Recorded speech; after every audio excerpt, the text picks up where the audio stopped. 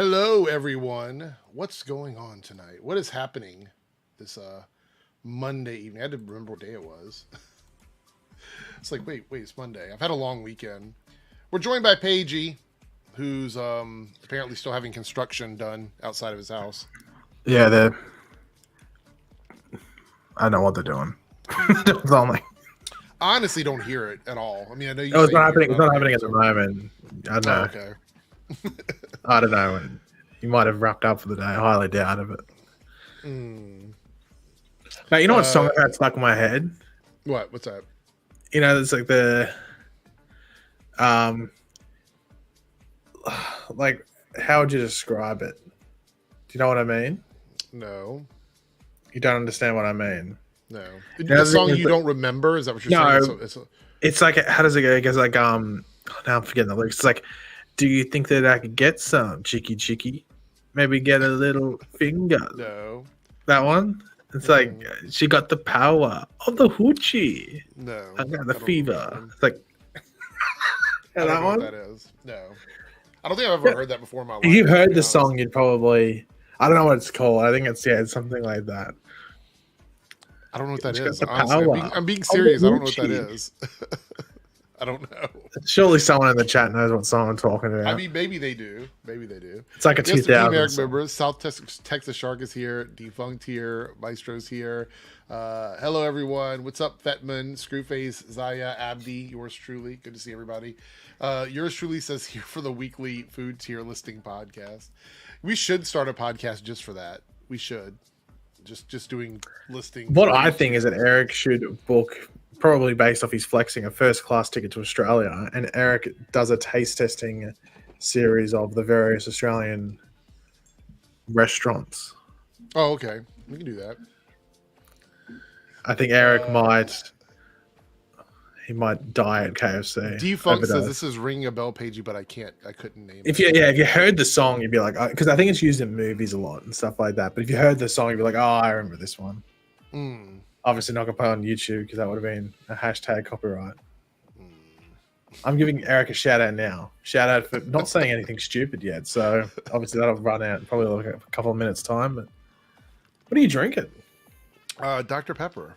Oh, okay. Would you have a bottle of it instead of a tiny bottle? Right here. Of course, you brought the bottle with you. I went to get it while the intro was playing. I was like, wait a minute, I don't have a drink. So I went and got a drink. So we did a grocery order today.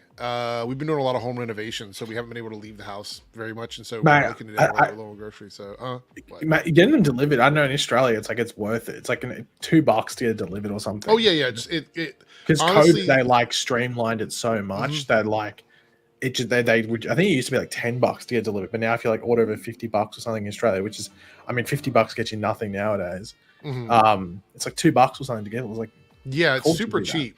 And so I hate going in the grocery store. It's like one of my least favorite things in life is having to go into the grocery store. I hate going to the grocery store. I don't hate it. It's just that I always forget something.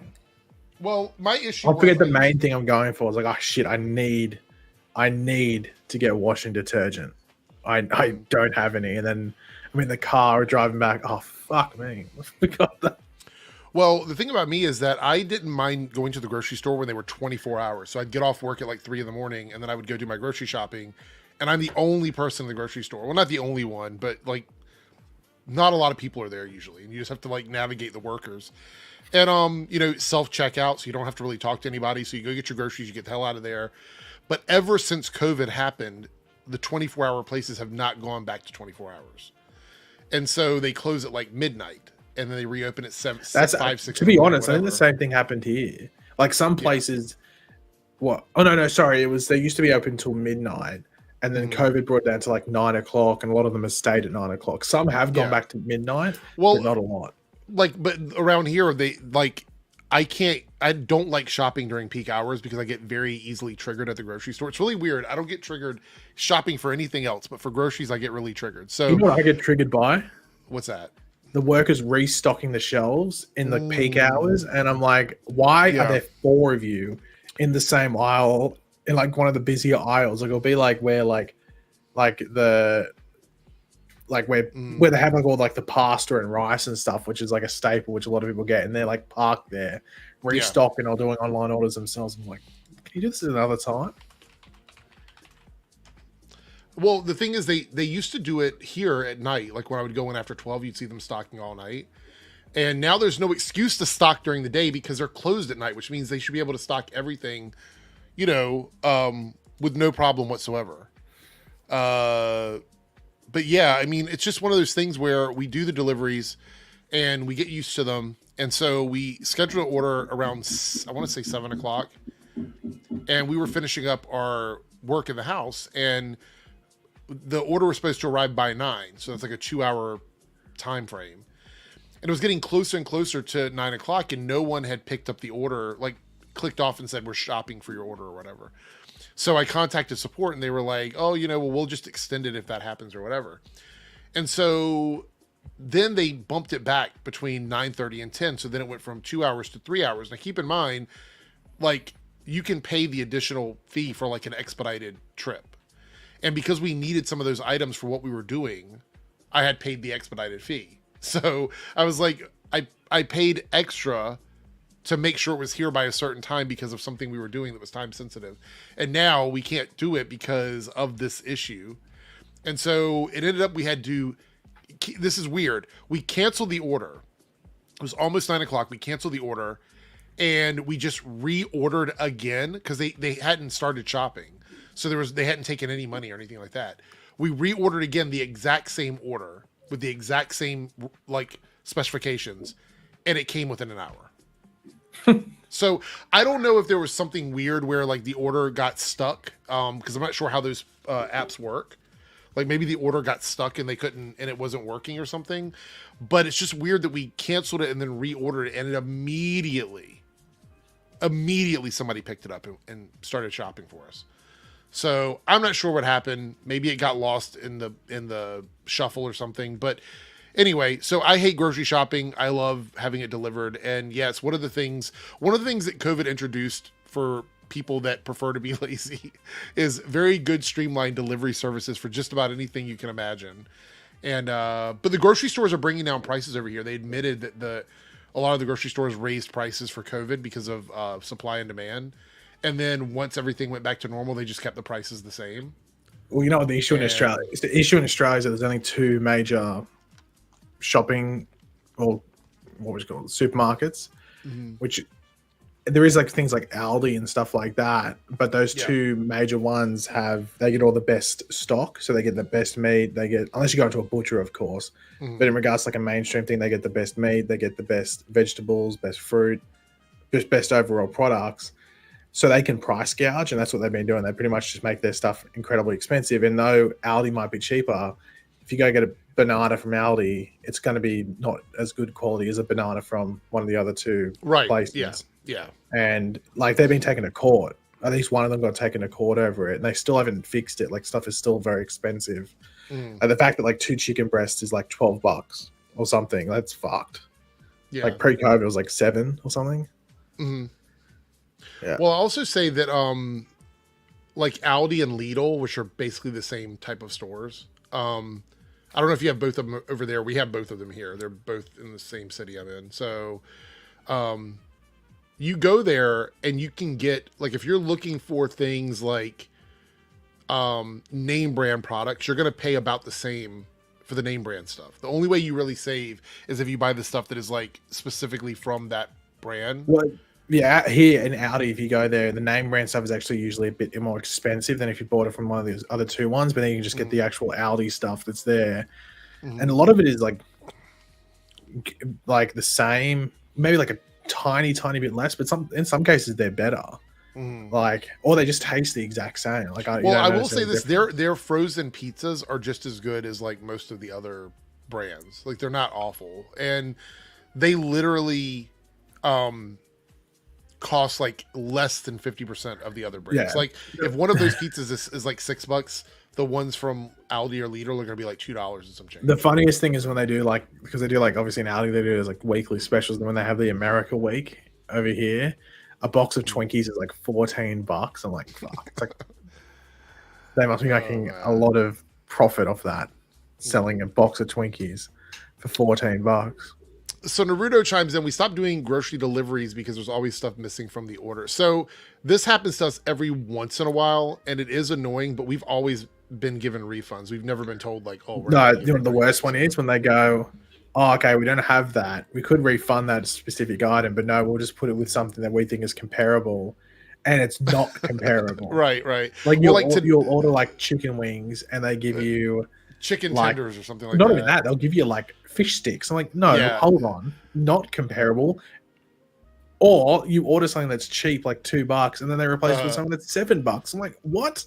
No. Well, the thing is also that like today I ordered, we ordered cookies. This is no joke. This is something that happened today, but they refunded us, so it's all good.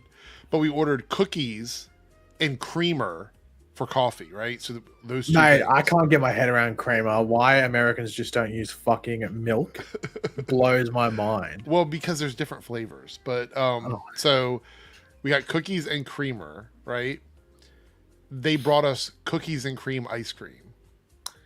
That's like, you can make like a iced coffee sort of. No, I mean, like, it's not the worst thing. I'm gonna eat it, obviously. Like, I might even go get it. And bring Don't it worry, in Eric. I did not doubt that. But it wasn't what we ordered, so they refunded us for the two things we ordered. So we basically got ice cream for free. So We can't beat that. It is what it is, right? All right, let's talk about some stuff here.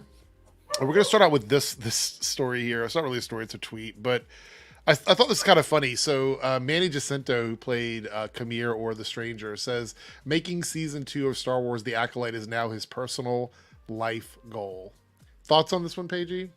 Fuck, it's going to be waiting a while, so they might have to wait until another lifetime, because I don't see that happening. So you don't think there's any reality where Disney walks this back and does some sort of like continuation? Well, the only thing that makes me think, well, the only way that might be a fact or a case is the fact that they appear to jump so close or jump so quickly into canceling it.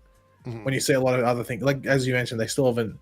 Though Book of Boba Fett was technically a quote unquote season of The Mandalorian, there was still the possibility of a season 2 within that show. Well, and the actor said that there was no word about a season 2, but they've never said they're not. That hasn't been cancelled and anything like that. And I don't think Obi-Wan Kenobi's been officially cancelled, though there could have been a second season for that, and nothing's been said. So, but this got announced like what a month or less, just under. It was less than a month. It was less than after it wrapped up. So,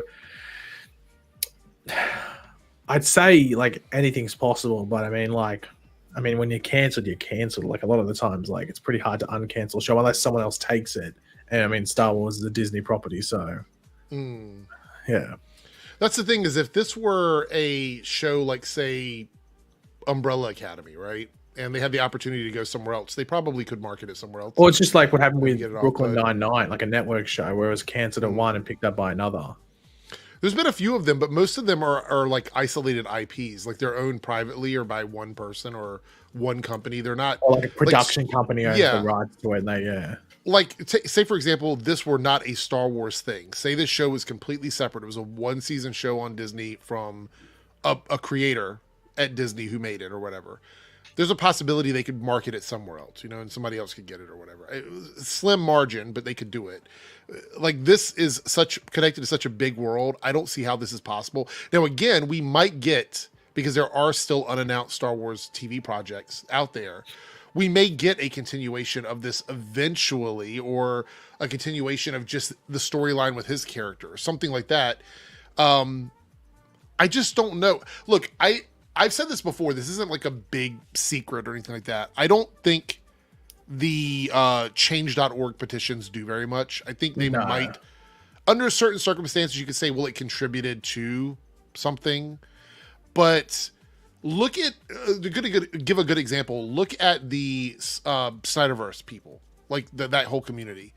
They would like to believe that everything they did, all the stuff they did in the background, led to the Snyderverse being greenlit, like the extended versions of Zack Snyder's Justice League being at HBO Max. And they may have been a factor into that, but they were not the primary reason. The primary reason was lack of content and Zack Snyder's brand recognition. Wasn't it that COVID happened and then Snyder himself contacted and said, why don't we do this? And then Warner Brothers then brought him in for a meeting, and then it snowballed from there. Yeah. And also, the trending and stuff like that. Let's not forget also that he broke a bunch of guidelines making additional footage for that. Well, he broke the law because he stole the footage that didn't belong from him. Yeah. Belonged to him from Warner Bros. I don't think if we're looking at a campaign for a fandom driven series like this, I think DC would be a close, like you could parallel the two. And if all of that effort went into something that ultimately didn't happen because of all the work put into it, then I don't see how any of that would factor into the Acolyte. Now, Disney could throw a bone and say, hey, we're going to do a truncated movie. You know what I mean? Like just a 2-hour movie for streaming that finishes up the storyline. They could easily do that. Or a special, like a 1-hour special. Yes, it would be rushed, but they could answer a lot of the stories or close off some of the storylines. There's things they could do to fix that. However, I think the farthest away from what they may possibly do is doing another season of the Acolyte at this point. Like, I think that's farther away. I think we're more likely to get like a movie wrapping up the storyline than we would get like a whole season. I just don't see that happening. And I don't even know if they would go that far at this point. I think at best, what we can wish for, if you're fans of the show, if somebody enjoyed the show like myself, the best we can hope for is that maybe our pleas are heard and Disney decides to continue this story in some other show, like a continuation of these characters or a continuation in another show where these characters can sort of be a part of it, like with the Mandalorian and Boba Fett. But that's really it. I just don't see. Like, I don't. Yeah, Fetman says right here, I just checked the petition that's nearing. Yeah, 65,000 signatures is impressive. But yes, you would need hundreds of millions of signatures, I think, for Disney to even think about it. And even then, I don't think that would be enough for them to ultimately make a decision. Because you have to remember, when something is done, if it is done for financial reasons, like say for example, all of the talk about like how expensive the show was and how much money was lost streaming the show, et cetera, et cetera, et cetera. If that is the entire reason why the show didn't continue into a second season, then there's no amount of fan support that can be shown to make the people who write the checks change their minds, because it wasn't enough. Like everybody that tuned in wasn't enough for them to financially see viability in the project, if that is in fact what it was. Again, we're going with like hearsay, because it wasn't about the quality at the end of the day. It was about the return on investment. So they don't care about the quality of any of these things. That's not what they're even looking at, to be honest. Oh, look, Paige, you feel vindicated here? Well, I didn't bring it up in regards to like You said it a couple weeks ago though. Yeah, but I said everyone keeps saying he looks like Asian Ezra Miller. Yeah, and people got mad at you for it. Do you feel a little bit of no? You got mad because you said that's not very woke of you, and I went, "What do you mean?" I did not say that. I don't know. Does anyone want to back me up? Because I remember it pretty clearly. Look at this. The disciple. My God, so funny. Matt says, I'm not even heavy into Star Wars. I only checked out episode 1, but unnecessary hate and drama and weird backlash makes me want to watch it now. Can't be as bad as the Obi-Wan backlash, can it? I don't know. I honestly don't really remember when it comes to that. Again, I feel like I just repeat myself with this. If you're looking for a perfect show, that's not what it is. And I don't think anybody should go into a show looking for a show to be perfect. You should go into a show hoping to be entertained by the show. And at the end of the day, having a good time when the season is over with. If I were looking for perfection, I wouldn't have been watching the Arrowverse for 10 years, because none of those seasons were perfect. And even the best seasons weren't perfect. There were still episodes that weren't good. And I think it's a little bit weird that we have people reviewing TV that seem to think that one episode ruins an entire series. I don't believe that. I think the issue is that you have a lot of people talking about TV that didn't really used to talk about it, at least in regards to a thing there, like a critical sense, where like you see people reviewing a show and put a full stop on it, like not just a dot and we'll just keep going. But they'll put a full stop and that's it after 2 or 3 episodes, maybe even the first episode, depending on what's released on an opening week or to reviewers or critics or whatever it is. And then that's it. They just tie a bow on and say, well, that's what the show is. But a lot of shows grow. A lot of shows' best episode isn't their pilot A lot of times it's their series or season finale. And people have to remember that the critic scores are usually based on a truncated viewing of the season. It's like the first few episodes. Usually. They're 2 or 3, depending on whatever. Usually 3. Like I'd say. So their scores are not based on the season. They haven't seen the whole season yet. So I don't know. I think this is a lost cause for season 2 of the Acolyte, but good luck. Good luck on that one. Let's see. What else are we going to talk about? What do we got on the list here? This was another cancellation that kind of confused me, and I don't know if you've watched the show or not. I made a video about this, but Dead Boy Detectives was canceled. Again, I made a video where I was kind of perplexed about this one.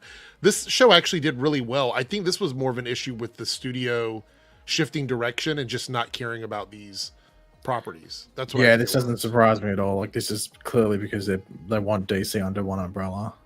Yeah, they don't because want everything. That's why that news about the Sandman being condensed, like where they're condensing like a bunch of it into season 2, like way more than in regards to condensing than what season 1 was. And that makes me think, well, they're just trying to speed run that show and get it done as quickly as possible.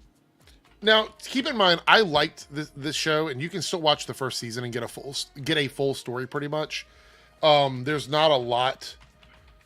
There are stories that can continue afterwards, but you can still literally watch the series and get like a full, like they did a good job of like answering all the questions you needed answered in the first season, which I always applaud them for doing that. But the one thing that really annoys me about these kinds of cancellations, and maybe it's just circumstantial, but we always have people saying like, oh, there's superhero fatigue, right? Like comic book fatigue, or however you want to put it, because all the stories are the same and nothing is ever different. And this was probably one of the most different comic book shows, next to maybe The Sandman. And they were trying to connect them into the same universe. Like there was crossovers between this show and the Sandman series. And I felt like there was a opportunity for them to do like an Arrowverse-esque universe where these supernatural shows were connected together into like one sort of world. So when you have an opportunity like that and it comes along and then the studio's like, no, we're just going to pass on it. It's like a sobering reminder that all of that bullshit talk that Warner Brothers had about like nurturing fandoms was all just, it was for nothing. Because if you cared about the fandoms, you would go, well, we can do an Elseworlds thing with these shows. We can keep them going. It's all on Netflix. Why not do it? Disney and Marvel did it with the street level characters. Why can't we do it with our supernatural characters? But they didn't do that. They just were like, no, fuck it. We're going to end it. And what's really frustrating is I looked at the statistics for the show and the metrics were not bad. It was number 2 at its peak. It stayed in the top 5 for 3 weeks, stayed in the top 10 for almost a month. And that's really solid for a show where it all got released at the same time. So it's kind of crazy to me. And this is another one where there's really no reason to like do #renew Dead Boy Detectives. It's not going to happen. It's just not going to happen. I hate to be the bearer of bad news, but as much as I like the show, I think it's pretty, like we even said before this came out, I think when before the season even was like when they had shipped it off and sent it over to Netflix or whatever, we talked about the idea that this was going to be a struggle for them. And then when the sale happened with Warner Brothers, I think we both pretty much agreed that this would be a 1-season show. Yeah.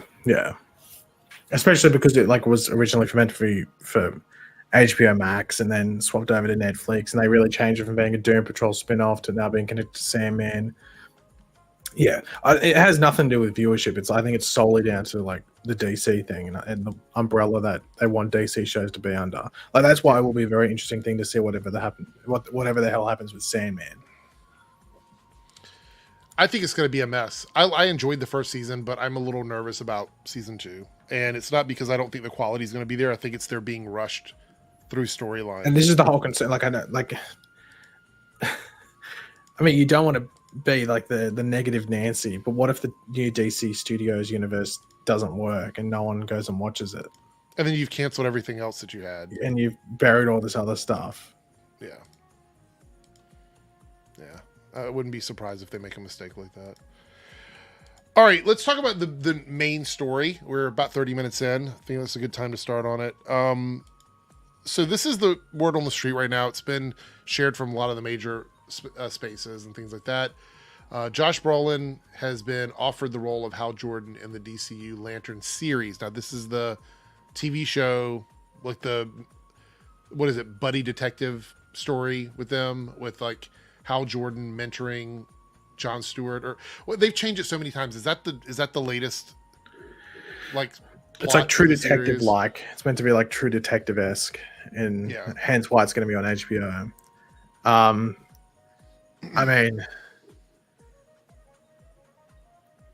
I mean, I think I've damned it to you. Move aside Kamal Nanjiani. We've got a better contender for worst casting so far in the DCU. I'm really worried about the DCU at this point. I don't want to be one of those like, oh, let's start getting outraged right now, because I'm not outraged about it, but I am a little bit confused about some of the decisions that are being made. And like, for example, Batman being an older character, like a street level hero, and then all of these superpowered people start to come up after him. That makes sense to me. I'm totally okay with that, right? I get it. Like, he's going to be more of like that. I've been around for a while. I understand people. I understand humanity. He's the human guy in this world that's seen a lot of shit. But now I'm also supposed to believe that we've had a Green Lantern for 25 years flying around.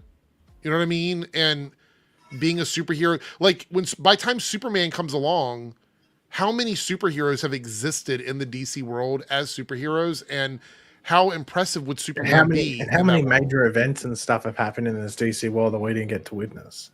Right. Like, that's my concern, is Superman seems so powerful because he's like all these DC heroes. I know it's comic books and it's the reality of it, but he was like one of the OGs. He was like the pinnacle of all of this, and then other characters started popping up around him. We have a situation now where Superman is coming in, it seems like late in the game, like the fourth quarter, or whatever sports reference you want to use. And we have these characters that have been around for a while, and like Hal Jordan has a comprehensive history in the comic books as a younger character with other characters as well. Right. So now we have to assume that either those scenarios happened prior to us meeting him, and we'll hear about them, but we weren't there for them, or this Hal Jordan didn't experience any of those things, and it's going to be passed on to another character entirely. My issue with this isn't that they're making creative choices that I disagree with. My issue here is that you had a Hal Jordan in that Green Lantern movie back in, what was it, 2011, whenever that came out, and you dropped the ball on it, didn't work out. A lot of people, probably fans of Hal Jordan, would like to see him sort of get an opportunity. You're building this new DC world from the ground up, and this is the creative choice you make? This is the decision you decide to go with? Like, at this point, no offense, but a lot of the superheroes are old. Yeah. I just don't know. What's that? Big Daddy. It's like, is it Big Daddy when he goes, the old balls? And here's another thing. This is what Cody was talking about. Twitter went on a tantrum day because of the casting. Good Lord, they're not casting a Jewish actor, but instead an abuser. So now there's like questions about Josh Brolin and his history, and the fact that we've got a character who, again, has either an ethnicity or a religious foundation, something about them that was important to them or important to fans of that character, that again is being ignored. I want to remind everyone, and I have to reiterate this, okay, and this is not about Cody here.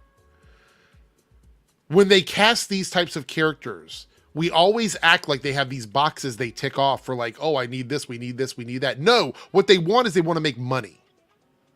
They want to make money. Josh Brolin is a very popular actor. He was connected to very popular franchises. And James Gunn thinks this is a slam dunk for him. Because again, it's his decision. He's the one like making these decisions. So if this is in fact what's happening, and this is true, I feel like this is a miss for me. And I'm not saying he won't do a good job. I'm worried about all the Hal Jordan legacy we're going to miss. Plus, if you wanted to see Green Arrow and Green Lantern together doing stuff, and I guess we'll have a 60-year-old Green Arrow too. For me, if they wanted to make some sort of faithful DCU in regards to where people had Barry Allen's probably fucking dead at this point. If they're going for this old of a Green Lantern. So Wally West will be their Flash. Wally West will be the Flash, and Barry's probably dead. And we're not going to say that. It's just going to be dead, just killed off screen. So that means that the Superman we're getting will never have relationships with these versions of the characters. He'll have no relationship with Barry Allen. He'll have no relationship with Hal Jordan. He will probably not know Batman very well. Well, I don't know about the Batman one. That's something where I guess a relationship just develops. Maybe, and then Wonder Woman, who knows? Who knows how that's going to go?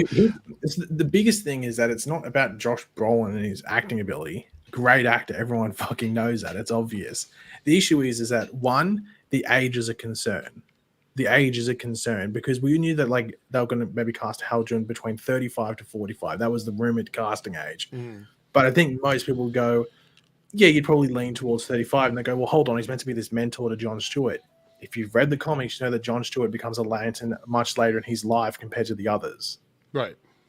He's and those two are close to age. Like they're not the same age, but they're like close enough to an age where they can be comrades and buddies and stuff like that. It's not this massive age difference.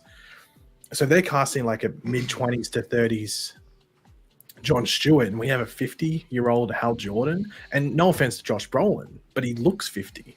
He looks like he's 50, mid-50. He doesn't look like Tom Cruise, for example, where maybe you could push him to play a 40-year-old or mid-40s or something like that. Josh Brolin looks his age. So the age is the first thing. The second thing is he is nothing like Hal Jordan. Right. His voice, how you'd expect Hal Jordan to sound, how you expect Hal Jordan to act, his overall demeanor. Ryan Reynolds was a better Hal Jordan casting than Josh Brolin. Well, the thing is that if you want to understand, especially modern day Hal Jordan, he's essentially Val Kilmer from Top Gun. Right. That is Hal Jordan. He is Val Kilmer from Top Gun. Do you feel like they kind of started to like mask Hal Jordan around that character after Top Gun and make him more like that? Well, it's just like that's the best modern day comparison. Is that like if you're obviously not going to cast Val Kilmer, but that's why so many were fan casting Glenn Powell because he literally played that Val Kilmer character in Top Gun Maverick. So that's why so many people were fan casting Glenn Powell because he was literally that character. And I don't necessarily think you just jump at the first fan casting, but if he was casting that role, I'd be like, okay, well, sweet, because it makes 100% sense. He's essentially played the character already, just without the green suit and the ring. But there's also like many things, like if they wanted it to be whoever, like it was, that's the model you cast it after. I don't like, again, this isn't The Sky Is Falling. I don't pass my final judgment until I see something, right? But I'm very concerned about what this world is going to look like with all of these classic characters aged out immediately from the beginning, when you could have just made modern versions of them with younger castings, people that are going to do a 10-year stint as these characters. Well, because otherwise, what's the point? Are they going to get killed off? Are all these characters going to get killed off? Well, I think my theory that we talked about before is that this universe has a limit on it. It's got literally an end date, and it's 8 to 10 years from now when James Gunn is ready to retire, and then that's the end of this universe. And arguably, they just reset it, or he just leaves it as it is and goes, "Whoever wants to have fun with it next, go ahead." But enjoy all these people that are now 65, 70 years old playing these characters. Like that's essentially what's happening here. So I don't know, you know what though, Paigey, this is gonna be an interesting test, right? And the reason why I say this is a lot of fans seem to think that these characters should be cast with these older actors playing more like true versions of these characters. That's what a lot of people say we need in the movie industry. Well, the thing is, when it comes to superheroes, I think this is going to be a test to see if this is in fact what works. I don't think. Well, I think it's a test to see if people just eat anything up and just take it. Because to be honest, it's a bad casting, man. And I know Malcolm's in the chat trying to give it the old reach around, but it's bad, man. He's a good actor, but fuck, it doesn't matter if you're a good actor. If you don't fit the role, you don't fit the role. Yeah. Like that's the end of the day. If you don't fit the role, you don't fit the role, no matter how fucking good you are. I mean, you're saying if Daniel Day-Lewis was cast as fucking Hal Jordan, let's cop it. No, you'd be like, that's a horrible casting. Why is he playing it? What's going on here? It's just a bad casting, man. Do you agree with this? The thing is that I've seen it brought up multiple times is that it's just an offer. So let's hope it's an offer that he will refuse, because like that's the best outcome here. But he's probably going to get paid a lot to do it. It's it's a TV show and stuff like that. Like he's probably going to take it, and it's just not a very good casting. It's at least from the outside in. Maybe we're missing some like secret sauce that's going to be applied. But even if it's two things, it's the age is the first thing, because we're going like beyond just an experienced Hal Jordan. We're going, he's about to hang up the ring, and just the overall demeanor of the character that it looks like they're probably going to go. Which would not shock me if he's killed off by the end of the season. And I don't think they'll do that, but I think they'll leave it where like he's like not the main. I'm not it, and like because the other thing that came out was like apparently Jon Stewart's going to be the main Green Lantern in this universe, which is fine because. I don't know if there's going to be a solo Green Lantern project for him. There might be, but it's probably just going to be him showing up in like a Justice League movie and other group movies and stuff like that. And that's where Jon Stewart fits the best. Jon Stewart doesn't really work as a solo Green Lantern. Hal Jordan does. Jon Stewart has never really worked as a solo Green Lantern, to the point where no one bought his comics. Like no one really supported him as a solo Green Lantern, unfortunately. But that was just the case with Jon Stewart. But he works well in Justice League. He works well in those group things. The only thing I'm disappointed by is duos, like buddy things outside of the land stuff. Like you're not going to presumably see if Josh Brolin is cast in this role, you're not going to see him with Barry Allen. You're not going to see him with Oliver Queen. You're not going to see those relationships. But we're seeing Guy Gardner and Superman in this Superman movie, for example, and things like that. That's my biggest concern. And look, I'd rather like this makes me even more confused with the Guy Gardner now. Well, the Guy Gardner thing now makes like maybe it makes a bit more sense. You have Nathan Fillion playing in, because God knows how old Guy Gardner is meant to be in this universe now. If we got Josh Brolin playing him, but I saw someone say we're now 0 for 2 out of Green Lantern castings. I'm not going to deny that. Let's hope whoever they cast is. If this is the case, let's hope whoever Jon Stewart is a 10 out of 10 casting. Before we look at Anthony's comment here, because I do want to address that, Darren, what do you think about this rumor right now, this casting rumor? How do you feel about this? It's weird, because it's like the least expected casting you would think for Hal Jordan. Like, I couldn't, like, I don't know. Like, it's hard because we don't know the vision quite yet. Like, it could be, like, he could be cooking up and like, oh, it's the perfect take for what they're going for. I don't know. I did want someone a little bit younger, though. Like, obviously, those rumors came out, like, a couple months ago, where it's like, oh, they're going a younger and older thing. I don't know. I don't necessarily think you need to do it. Like, it kind of feels like they're going to be like, okay, well, he's the established Green Lantern, and then Jon Stewart will be the newer Green Lantern. But I don't know. I feel like you could just have them both be younger, and that. That's the thing is like say for example, they did a like 40-year-old Green Lantern, right? So he's in his 40s. And like Paige was saying, Jon Stewart becomes a Green Lantern later in life. So you could cast like a 30-something Jon Stewart, and Hal could still be the mentor because he would have been Green Lantern for like a decade at that point. Yeah. So you could do that, or you could even say longer. You could say he's been Green Lantern for 20 years at that point. He could have became a Green Lantern when he was 21 years old. You don't know. But you could have done that. But instead we have like a 60-year-old Hal Jordan and what, possibly a 30-year-old Jon Stewart? Because they want to do the humor. Like they want to have those moments where you have the old guy telling the young guy how it was done back in the day. And I'm assuming that's the vibe that they're going for. But I just don't see a reason for the huge divide in age. Because unless they cast a 50-year-old Jon Stewart, which they totally could do that. I mean, are they setting up Jessica Cruz at that point? Like I'm not sure. My other thing as well is that if we've had this Green Lantern around, then why is Superman seen as like this special thing when we've got this guy? Exactly. That was what I was saying earlier, Paigey. Like, what would Superman be doing that they haven't seen? It looks like hundreds of other people doing before. Flying, super strength, energy blast. Like these are all things that would have been like commonplace in the DC world if Superman just comes along later. Because he's already going to be dealing with the engineer in his movie, and I guess Ultraman or a version of Ultraman, I don't know, whatever that character is supposed to be, who can do the same thing Superman can already do. Now, obviously, Superman is supposed to be more powerful than a lot of these characters, but how does the general public gauge that when you're already seeing people flying around and lifting up cars and buildings? Like, mate, the more I think about this, the more I get a headache. Because I've just realized, like, we're getting this thing where, like, we're meant to be having these, like, Guy Gardner, Hawkgirl, Mr. Terrific, Metamorpho and stuff. They're working for Max Lord and stuff. Right. But then you have this old Hal Jordan, and has he just existed by himself for a while, or has there been these prior characters like a Green Arrow, like a Barry Allen Flash, or something like that? But Superman's meant to be going against this corporate entity sort of style of superhero thing that we're seeing with Guy Gardner. So what, you tell me the Flash fell in line with that? You tell me Green Arrow fell in line that with they were all working for corporations prior to Superman coming along? You tell me, and then you tell me that Hal Jordan just fell in line with it as well. Like, if anyone's going to be a dickhead and do it, be Guy Gardner Green Lantern, not Hal Jordan Green Lantern. Yeah. But then it makes you wonder why he would do it if Hal Jordan wasn't a part of it, because that doesn't make any sense. Why would Guy Gardner all of a sudden go, yeah, I can see that this Green Lantern thing that we've been doing is important to the entire universe, but let me just go ahead and work for, Maxwell Lord. Yeah.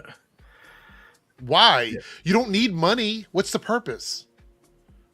What would be the purpose of doing that? I could see if he was like the first one that was ever on Earth, you know what I mean? Then that would make a little more sense. But you're acting like these people are struggling. They're working for Maxwell Lord, probably getting paid a bunch of money to be superheroes. And we're supposed to believe that Hal was just selfless. Hal Jordan was? He was the one that was selfless? And everybody else just kind of fell in line with Maxwell Lord? Yeah. Like with this corporate Justice League? Yeah, because here's the thing. The bottom line, it could work. It could 100% work. But I think the biggest issue is that this is being posed as this is like finally we're getting an accurate take on the DC world. And so it's not. Like it's James Gunn's alternate, which is fine. It's not accurate. I'd be based if this is true. If it's James Gunn's alternate take and stuff, that's fine. But don't advertise it as this accurate thing when we're getting fucking Ow My Knee, Hal Jordan waking up in the morning. Like, you don't. That's my frustration. I think this is the one that I've like. It's like the straw that broke the camel's back, because the Guy Gardner one pissed me off a bit. I was like, this is horrible casting. Well, I don't want to say horrible, which is not very good. The Kamal Nanjiani one, I was like, what's going on here? Like, they're going to do like a very basic Booster Gold, I think.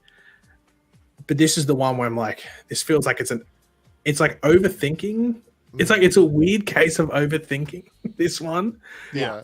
To fit this. Yeah, I don't know. It's just. So look at Anthony's comment here. Do we agree with this or disagree with this casting? It is an alternate casting if Josh Brolin is it? Oh, sorry, I'm not reading. I was reading the chat. Sorry, the comment on the screen.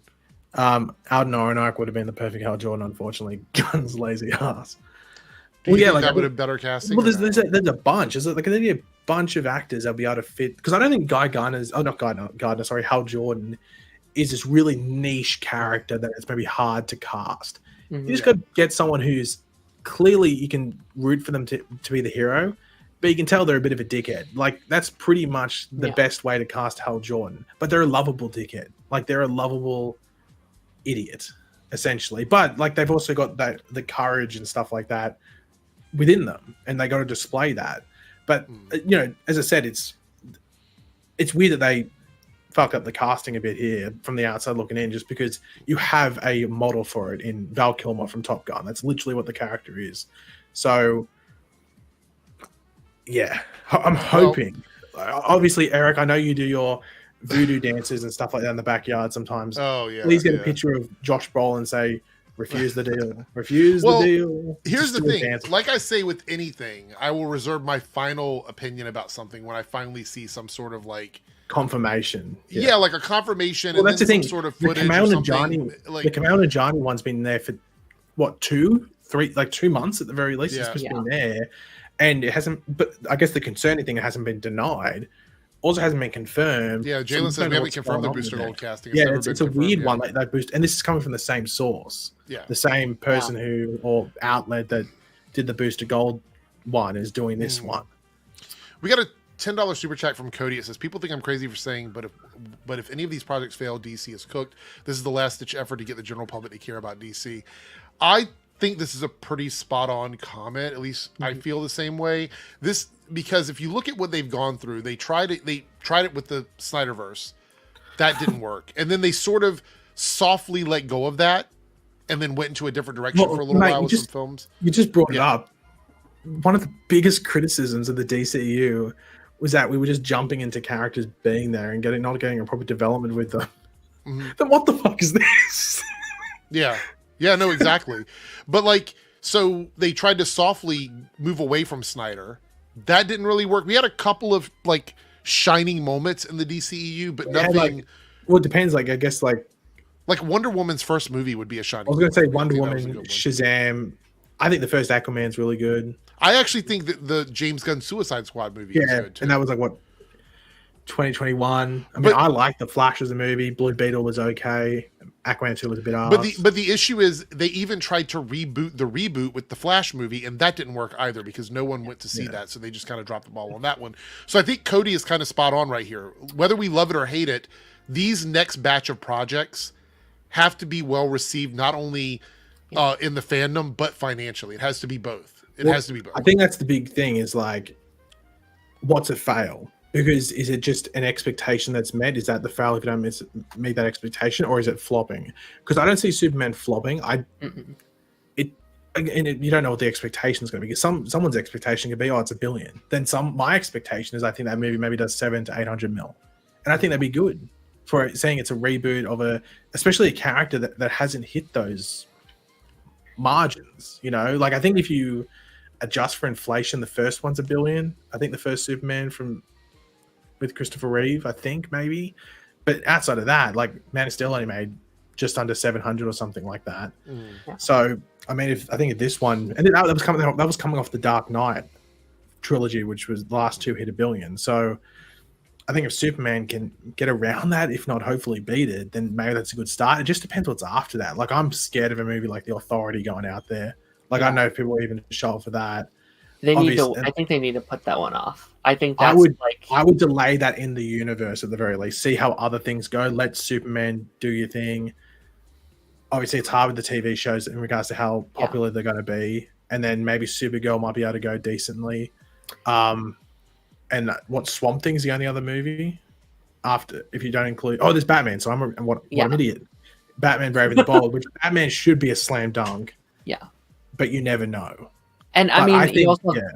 Sorry. Go ahead. No, you go.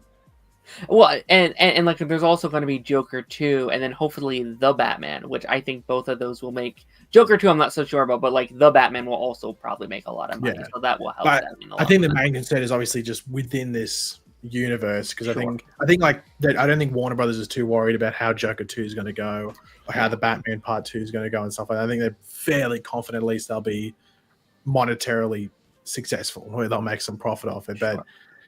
I think with this universe, like, because you got to have like some sort of positive stuff. But the thing is to the general public, like some random walk in the street who goes and he might see this cast and go, "That's mad."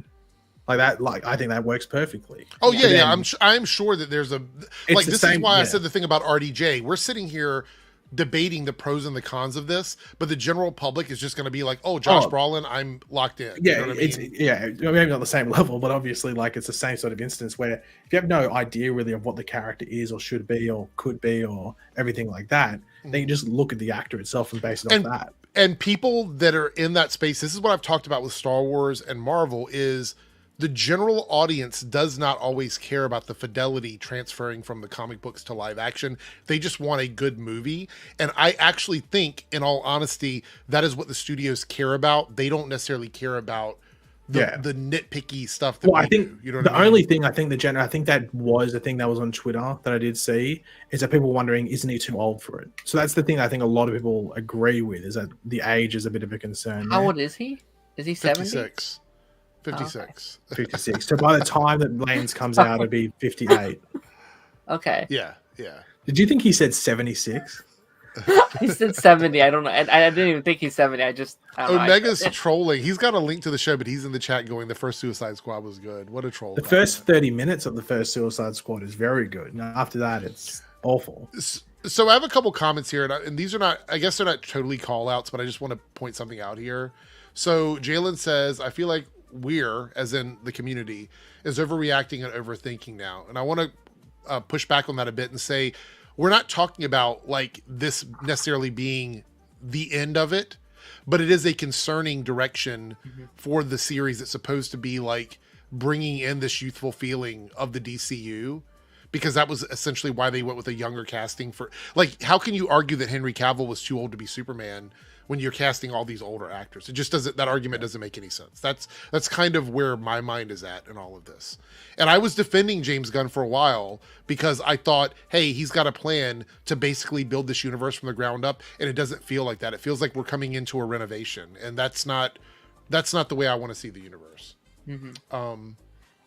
I definitely, just to play the other side a little bit, like I completely understand wanting to jump into an already established universe, because I feel like, not to play this like Marvel versus DC side, but they are very behind in terms of like the superhero genre and where everyone else is at. So I can definitely, and again, I know the other DC fell into that same exact pitfall, so obviously you don't want to go there, but I can also understand, like, well, they want to jump into a world that's already established, right? That's kind of like what the DC movies did, where they're like, first movie, Justice League's already here, and then you can just kind of already play in that sandbox. So in some aspects, I can definitely understand why you'd want to go that direction. But Hal is one, though, where I feel like he can still be younger. Like, I don't think you need... Like, I can understand Batman being in his 30s, 40s. I think that makes sense. My biggest issue, though, is that... why is Booster Gold mid-40s? He's from the future. He can travel back. Yeah, I don't like that one either. Look, Omega has shown up after I called him out in the chat, so... He's quiet, though. He's very, very quiet. I also want to reiterate that my perfect way to jump into an established universe would be, and I know this would never happen because it's too comic booky, but we jump into a movie where we see the Justice League fighting without Superman. Like, they're all in their late 20s, early 30s, whatever. They've been the Justice League for a few years. And then we follow Superman leading into helping the Justice League stop some massive thing. Now, that would work in an animated movie, but I don't think it would work in a live-action movie. It would take like a genius to be able to do something like that. Idea is somewhat similar, but if I was starting this new universe, just go big. Literally have an event film as your first thing, introduce all these characters and have fun with them in individual ways, and then you go off and you have your own thing. They have their own individual movies. That, like, I think... my whole curiosity factor around it is, where is this going? Like, because I know that's about being patient. I know that, but I'm just from the outside. You got to let them cook, Paige. You got to let them cook. Yeah, well, that's the thing. You got to let it cook. Well, we got to let them cook eventually. Overcook it. They're not even overcooking. They're cooking in a sense, but when you slow roast like a piece of meat, they've chucked it in the microwave and just thought, let's nuke it and just see what happens here. Yeah. Like, that's essentially what we're saying right here. But I'm just interested to see what the plan is, especially because it just seems like this has an end date, like not a specific end date, like 2nd of April 2030 something, but it just feels like there's not meant to be this thing that goes past it, where like wherever James Gunn decides to end this thing, that's where this universe completely ends, and then they do a reboot event, or that's it. Like, and then they just Warner Brothers can figure out another creative person to come in and do something, because that's what it feels like. It's not meant to have this, like, not necessarily like an infinity symbol on it, but it's it doesn't feel like it can go on. Omega has arrived in the the camera's on. Yeah. Camera's been on the whole time, huh? Yeah, I'm actually off work today and all that. You're not playing Final Fantasy 14? Not yet. Actually, I've been playing a lot of Once Human and First Ascendant. That's what I'll be doing when we're done with the stream, is playing Final Fantasy 14. Oh, 14? So. Yeah, I may join it. Yeah. I may join it. All right. I'm just working on some 3D stuff at the moment. But I don't know if you could have heard me the first time. But yeah, go ahead. No, we couldn't. For some reason, your audio was not coming through. Yeah, I was on the wrong mic. But I liked the first Suicide Squad movie, even though it was a terrible movie.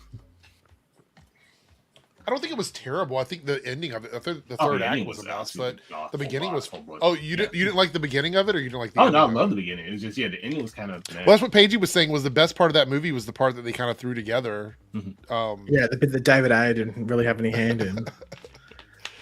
So God knows what the Ayer cut is. It's probably like a sleeping pill. The movie. Because normally I'll like take a nap and then I'll be at work at around this time, but. This is the first I've heard of Josh Brolin being freaking. It's still a rumor. It's not confirmed, which is why we're just kind of discussing it or whatever. It's for me. I was saying it was concerning. We're trying to look at the pros and cons for this, and this is why I want to pull up Anthony's comment here, Anthony Chessman here, just for a moment. And I want to point out this is why a lot of people. Can we be petty with Anthony? I mean, you can if you want. It's a TV show, but anyway. Yeah. Well, either way, this is why a lot of people turn into very cynical people on YouTube, because if somebody gets on here and they want to offer some legitimate opinions and criticism about something, and not necessarily saying like "shut up, just wait for it," but like right, exactly, we're in the now. We're giving a reaction to it.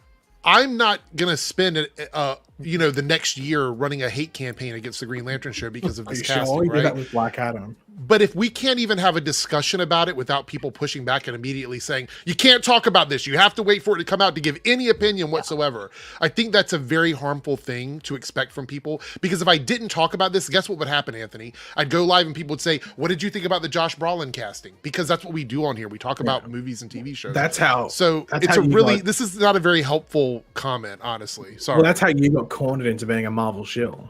Because you'd never really give your proper opinions on anything. I think it's fine to be respectful and talk about the possibilities of what this could mean for a movie franchise. We're not attacking Josh Brolin. I'm not saying anything negative about him. I'm not saying that he is going to be the one singular thing that brings down all of DC. I mean, you have to chill out on that stuff. I will give my final opinion about all of it when we do see the show. But for now, it's okay to speculate a little bit about the possibility of the future of the franchise. And I think we need to be more welcoming to that and being like, oh, you can't say anything that even criticizes it a little bit, because that turns people into like these negative channels that nobody likes.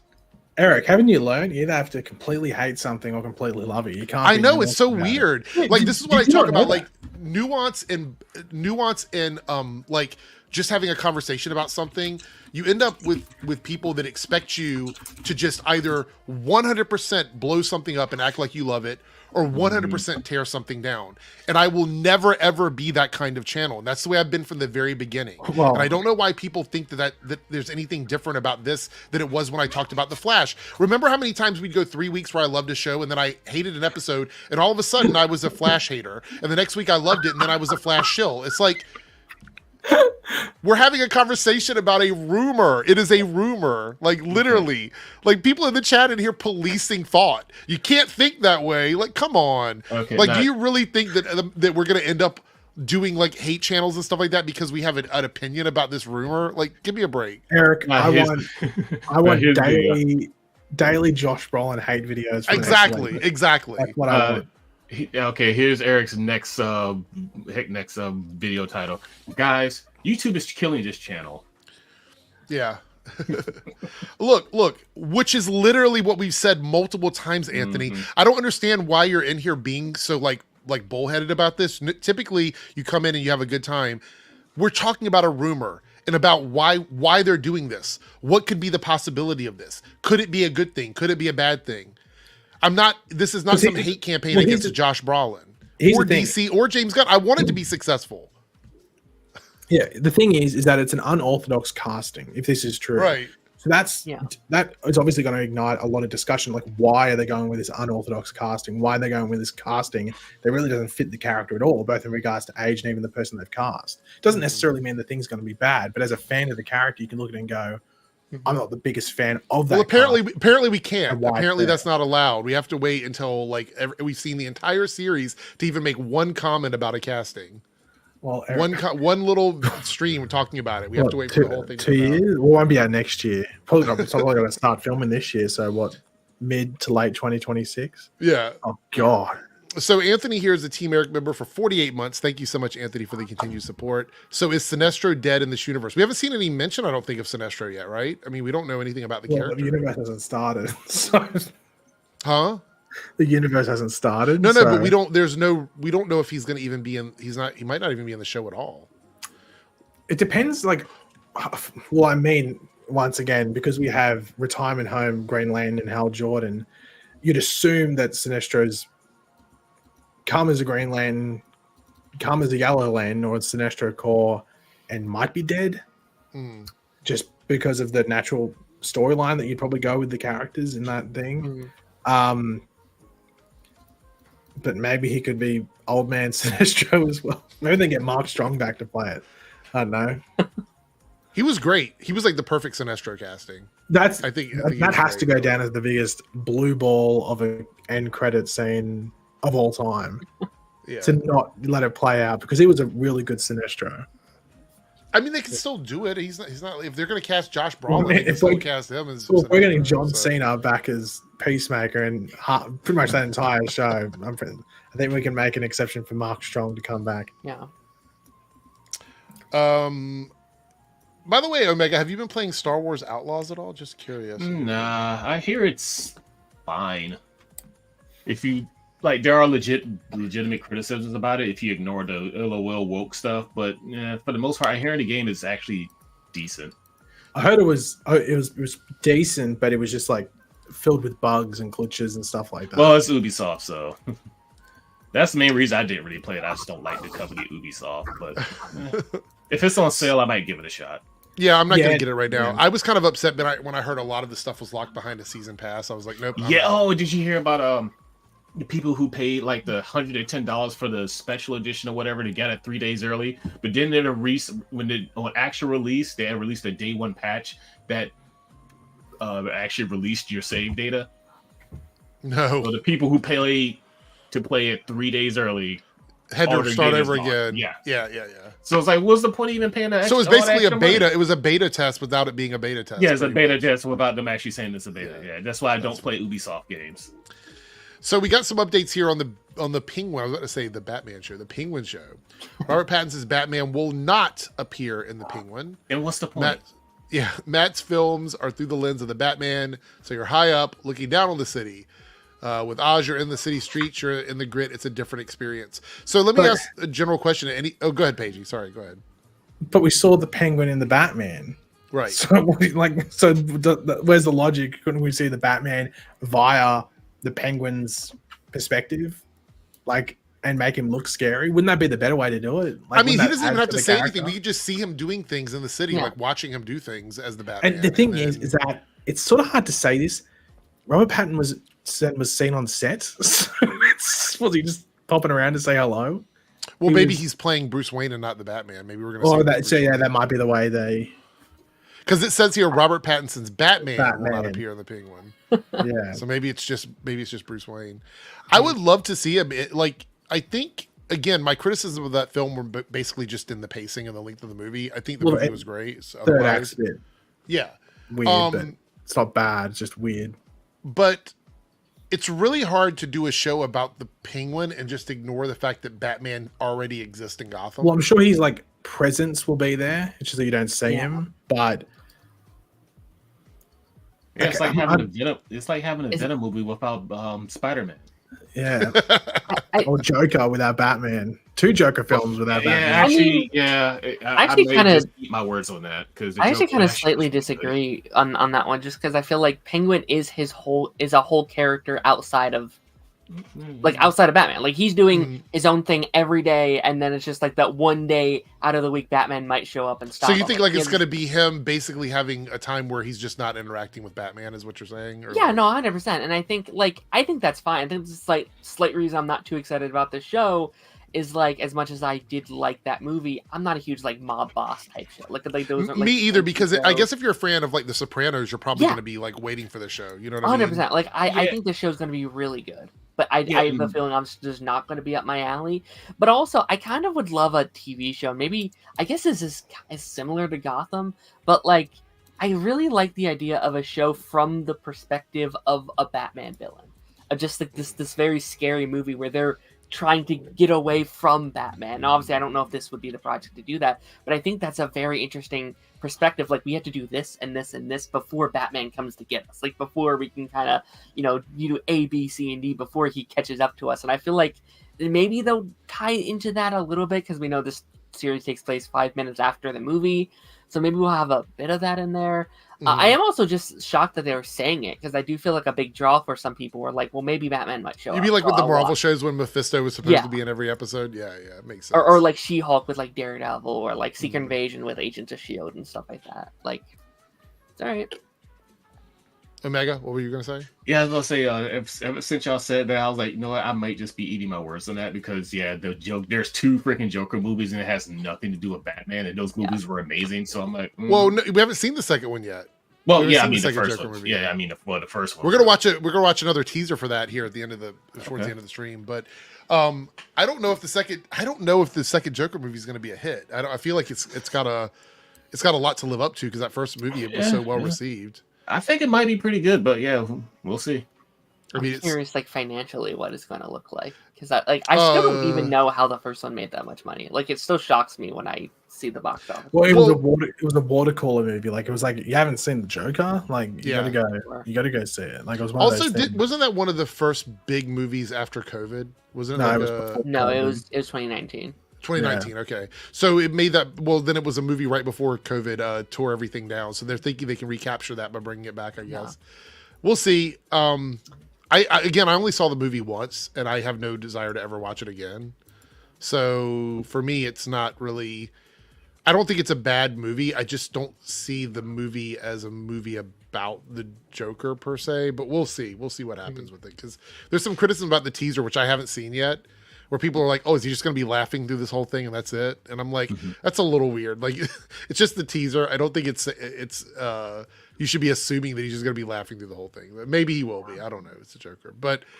Well, it's interesting that like this and Venom 3 will be out in the same month. Like it's kind of an interesting. Like I wonder which one's going to make. I guess Joker is actually like several. I forgot about Venom 3. Straight up, no lie. Until you mentioned it just now, I forgot about Venom 3. Well, I think it's such a weird year for comic book movies because it is a year of anti-heroes and villains. Like you have Venom 3, you have Joker, you have Kraven, you have Madam Web. I guess kind of falls into that a little bit. I guess you have Hellboy, which kind of fits into that as well. Then you have like the Penguin and Kite Man and even Agatha, right? Kind of falls into the villain category. That's true. Like it's a whole year of just villains and anti-heroes, which is a Deadpool. I guess kind of Deadpool. He kind of falls into the anti-hero. Yeah, I mean, because his original concept was like this. He did things for money. He wasn't even really a hero. Yeah. I mean, I know they changed it slightly in the comics, but that's the origin of it was. Sure. He was kind of a mercenary type character, but. I don't know. I'm not looking forward to the Penguin show totally. It's something about it isn't really exciting me. We'll talk about it here each week because I'll watch it. But I was never really too excited for the Penguin. Ra's al Ghul, maybe. Creature Commandos are also anti-heroes as well. Yeah, that's true. Sense. That's true. Yeah. So, yeah, Darth. I like my mind during COVID was lost, so I don't remember movies. COVID was a weird time. Plus, I don't think it really matters. I was just asking the question to see, like, financially. I think it does matter. It just proves you were wrong once again in this stream. I know, right? Yeah. I literally said, when did this movie come out? I didn't say that the movie came out at a specific time. I was asking a question. No, you said, I think it was one of those movies first after COVID. Like, no. And I said it as a question. I did not say it as a statement. It sounded like a statement. It sounded like a statement. Did not. All right, here we go. The Batman was though. I think the Batman came out like right out of COVID. Yeah, Batman was one of the first ones. I don't have to. I don't think the movie was that good. I know a lot of people liked it. It was just okay to me. By the way, I started watching Madam Web the other day. Turned it off after about 25 minutes. Was it your first time watching it? Sydney Sweeney started quote unquote acting, and it was really bad. She was like just talking. And then it was a bit where they're in, I don't even know, it looked like the jungle, but I think it was meant to be like a forest just outside of New York. They drove the cab there. It was one of the worst scenes I've ever seen in anything. Like, worst scene, like, just all of them were awful. Hopefully James Gunn didn't cast Isabella Merced based on that scene, because that was really bad. That was my point where I turned it off. And also the main guy was not very good either in the short things that I saw. I know Omega hasn't seen it, but Darren, did you see Madam Web? I did, yeah. I saw it in theaters. I was the only person in my I don't think I've ever asked your thoughts on it. What did you think of it when you saw it or whatever? Like I mean, it's not good. Like I don't know. It's one of those situations where it's like it's so not good that it does almost become fun. Like you can I don't know, you can kind of point at it and be like, yeah, this is a really stupid movie. And I was able to find some enjoyment out of the, like, absurdity of a movie. And it's a type of movie you look at and you're like, how did we get to this point? Like, how did we end here? Greed. I think greed is how we get there. And it was very frustrating because the ending of the movie, not to spoil it, was the movie I wanted to see. Like, where they ultimately end it, I was like, yes. I would watch a sequel just to see where those things would. When I heard that the actresses had to fight for certain things to happen in the movie that were comic booky, I was like, yeah, what? Yeah, like poses and costume designs. Like, why were they fighting for that? That to me screams, we wanted to make our own movie, but it wouldn't get greenlit, so we made this other existing property and just made it our movie. And like, I defended the trailer. Like, it didn't look great, but I said like, that is what I kind of wanted from the Sony Marvel world. Like, it felt like more in tone with the Spider, like what I wanted from the Sony Spider-Man. And it's like, oh, but that really wasn't the movie. Like, that trailer that we saw wasn't Madam Web. That was like, don't worry, because me and Eric might be in a similar position because we just defended Craven about a week and a half ago. So that's true. That's true. So we'll see. We will see what happens. But that third act looks like it might be a banger. So we'll see what happens. You just dug the whole. I didn't say it. You did. You just dug the whole. You told me privately that you thought it was $1 billion movie, and I'm like, I don't know about that one. But no, I said. Said $1 billion cents. Said $1 billion. Right, $1 billion cents. I would love if either this or Venom 3 were just like, hey, what if we made a great movie? Like, what if we unironically made like 100% Rotten Tomatoes, Oscar-winning? I actually think financially, it might not be great creatively, but I think Venom 3 is going to do really well. I do. Yeah, I do too. Halloween, Venom. So, they're gonna. It's on new. Fine enough. So Daphne wants to keep playing X-23 forever. I would 100% do this for the rest of my life. And I think if we're talking about casting for a younger lineup, she's the perfect age to start off like that new generation of characters. And in a world where everyone seems to be mad at younger versions, I think most people love her take of this character. I haven't heard a lot of complaints about this, and I think it has a lot to do with the fact that she started out in the Logan movie. So obviously people really adored her in that film, and then having her come back here sparked that nostalgia that everybody had for Logan. And so she's in a good spot. I think we talked about this a little bit.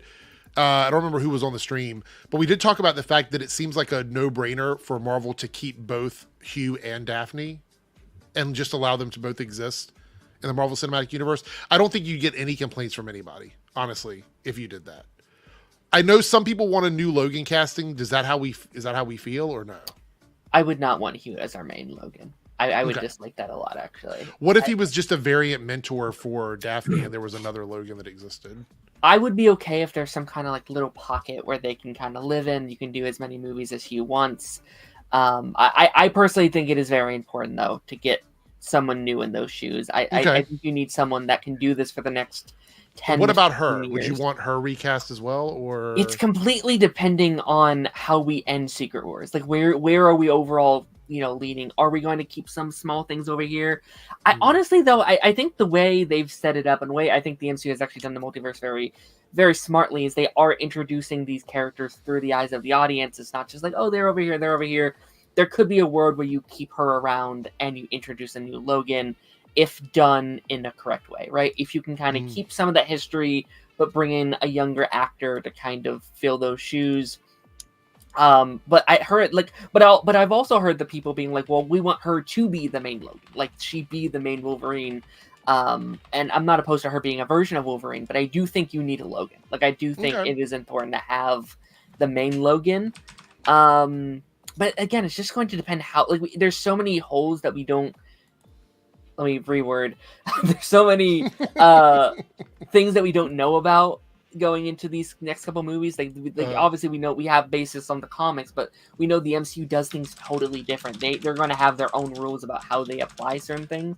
So we just got to see where the Fox characters are going in these next couple chapters. Like, do we keep anybody around, or do we completely restart? Like we have the whole the Gambit thing going on at the moment, where it's like I just started a poll in the chat to find out if anybody's interested in a new Wolverine. I'm just curious. I wanted to poll the chat and see what they think. If they do want to keep using Hugh Jackman, I think the way that they could do it is, it's basically, obviously you can use them through Secret Wars and all that, but it's also that thing that potentially happens where you split it off, where you have an Ultimates world and a normal world. Yeah. Or your basic world, and your basic world has a completely new X-Men roster with new Wolverine and stuff. No X-23, and your Ultimates has Hugh Jackman there as Wolverine and her as X-23, and she can show up in that universe. Yeah. If they want to split it off, and then you can develop new Ultimate versions of characters. Now my question is, Omega, did you see Deadpool and Wolverine? Yes. Okay. What about you in terms of like Hugh Jackman as Wolverine? It's fine. I mean, I wouldn't say I never disliked him. I thought he was just too tall and handsome to be Wolverine. Well, didn't you hear? Although, but then again, as soon as I saw the cavalry, and I was like, "Oh my god, here we go! More of this." But then again, Henry Cavill is too tall and way too pretty to be Wolverine. So. But you mustn't have heard about Eric. Eric was changed when he saw Deadpool and Wolverine. He loves Hugh Jackman as Wolverine now and regrets anything he said over the past. I didn't say I regret anything I said. You said you took back everything bad I said. You're going too far. I said that I'm on board with him sticking around. Of my hatred of Hugh Jackman as Wolverine, I'm a #1 fan. Now I'm walking it all back. Like fire him right now. Like fire him completely. Give it up. Walking it all back. 100%. Well, I mean, but the movie overall, I absolutely thoroughly enjoyed it, especially all. I think it's a fun movie. But I mean, nothing too deep about it. It's just a fun movie, just for fan service, which is exactly what I expected Deadpool movie to be. That's all I wanted. Like when people were complaining about like some of the stuff in the film, I'm like, it's a Deadpool movie. You're not supposed to take it so seriously. Oh, does this just make his death not mean anything? Yes, it's a Deadpool movie. You expect depth and all this other like serious content out of a Deadpool movie? That just proves to me you don't read comics. Well, not only that, but it doesn't even follow the continuity of the original 2 Deadpool films because, like, remember what happened to X-Force and Deadpool 2? Like, they all died. Like, it's nothing is off limits for this for the franchise. I would still like to see Daphne stick around. We do have a poll going. I'm going to leave it up for a bit. It's asking people about their thoughts on this.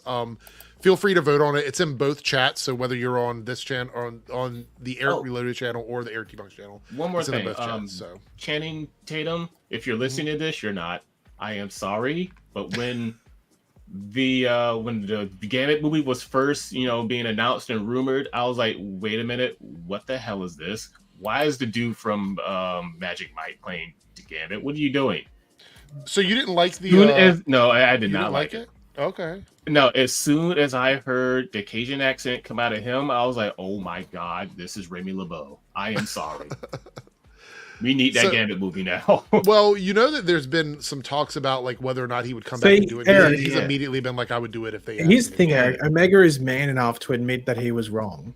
He is man, and you still sit there and will not apologize to Hugh Jackman after your years of hatred, despite you saying that you loved him. What years of hatred are you talking about? The countless. I don't remember any one video I ever made where I talked bad about Hugh Jackman. Yeah, it doesn't exist. Matter of fact, I have actually not talked about Logan specifically because I didn't want to talk bad about Hugh Jackman. Well, isn't there? I thought there was a Logan review on your channel. You sure? I may have just talked about it on stream. I swear there was. Maybe no, I have talked about it on stream, but I've never made a video specifically to trash Hugh Jackman and Logan. So I'm waiting for the receipts to drop, and I don't think there are any receipts. However, there is a Vegemite My First Taste video. I don't know if you've seen that one. Yeah, you didn't swallow it. Channel, so.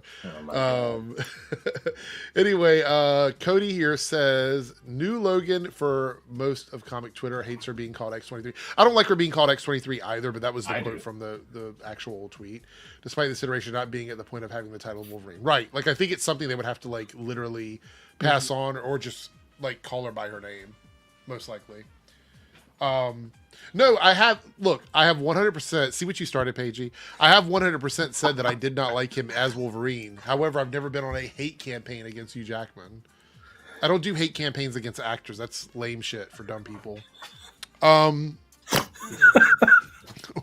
What do you like? What is so funny now? Oh, go ahead. No, nothing. It doesn't matter. All right, so I want to point out there's apparently a new Terminator anime on Netflix. Have you guys seen this? I haven't seen it. Watched it? I haven't seen it, but I heard it's good. It's good. Okay, so I saw an I've heard advertised. It's good. I haven't seen it. Okay, so I actually heard that. Somebody told me about it, and I saw the advertisement finally today, and I was like, I don't know, this looks a little sus. Is it going to be good or is it going to be bad? What are we talking about here? Not totally sure, but we'll see. Let me see here. I was trying to see what else I had in my bookmarks before we get to the trailer because I hate doing the trailer. before we're close to the end. Did you guys see that the Final Fantasy creator says games need to be political? Did you see that post or whatever? Yeah, and then someone said, "No, games don't need to be political." Final Fantasy VII wasn't political. Like, motherfucker, I'm sorry. Final Fantasy Say whatever 7? you want. We're beyond the hour mark. Okay, I'm like, Final Fantasy VII was about a bunch of eco-terrorists going against some huge mega corporation that's sucking the life force out of the planet. That's not political. It could be seen as apolitical, not straight line political, but you never know. I don't know. I hate Twitter. Twitter just gives me no hope for humanity. I don't even tweet anymore. If you go to my timeline, the last tweet I made was like, I don't follow any political stuff. I just mute all of that stuff. Even stuff I agree with. Remember that dude DM'd you nudes, Eric? What? Okay, why are we even like bringing that up?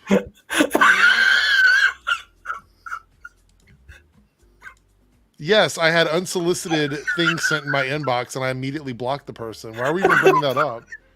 It just popped into my brain. I thought, why would that just pop into your brain? What did we say that would make you think about that? How does that make that pop into your brain? That's Twitter, literally DM. Like the amount of stuff that goes on Twitter, and that's the one thing you think about. April 16th was the last tweet on my timeline. Like official tweet. Twitter's engagement is dumb. I don't want to fight with people on Twitter. I found it to be very much a waste of time. If I leave a comment on anything now, I just mute the conversation immediately because I don't want to get any notifications. So yeah, I use Twitter for just news articles and content at this point. Well, it's just like if you go like I'll just use the account as an example, discussing film, you can't actually interact or even like use like look at things properly, because if you click on one of their tweets, it's just all bot accounts that are what do you call them? Like not I was gonna say verified, but just the tick thing, whatever they subscribe to thing, so they can farm views and money. It's just people use it as like a monetization farm. Well, that's what I'm saying. Like, okay, you'll see someone go, "I've got a hot take," and immediately I know it's somebody trying to get clicks from. Yeah, and you see people replying to everything they can. Like you see people that like they're literally just botted to reply to discussing film posts, because discussing film could get 50,000 likes on it, and then they're like the top thing, and it's like pretty mental. And like the only way you can actually, it's a lot of different accounts. Right. The only way you can really properly interact with real people is by clicking on the quote tweets, because you can't bot quote tweets. I don't think. So let me give you an example of my latest interaction on Twitter. Again, I haven't tweeted in forever. However, 2 days ago, I did tweet at Domino's, which Paige thought was funny. I did tweet at Domino's because my order was screwed up, and I called the store. I talked to the delivery driver. It looked like someone sat on the pizza. Huh? What page? It looked like someone sat on the pizza. Well, that's what I mean. I contacted when the delivery driver dropped it off. I opened it up and I saw immediately it was messed up. So I ran out there and he was like, "I can't do anything about that. You have to contact the store or whatever." So I called the store, talked to the manager. They wouldn't do anything about it because they're like, "Sometimes shit happens. I'm sorry. We'll give you like a discount or something next time, but we can't do anything about this one." And I'm like, "But the food is smushed. The pizza was smushed in the middle." So anyway, so I went through all of those steps. So I went on Twitter and I tagged Domino's in it. Immediately ended up in a conversation with them. And they immediately gave me like a refund on my order and gave me a free pizza for that.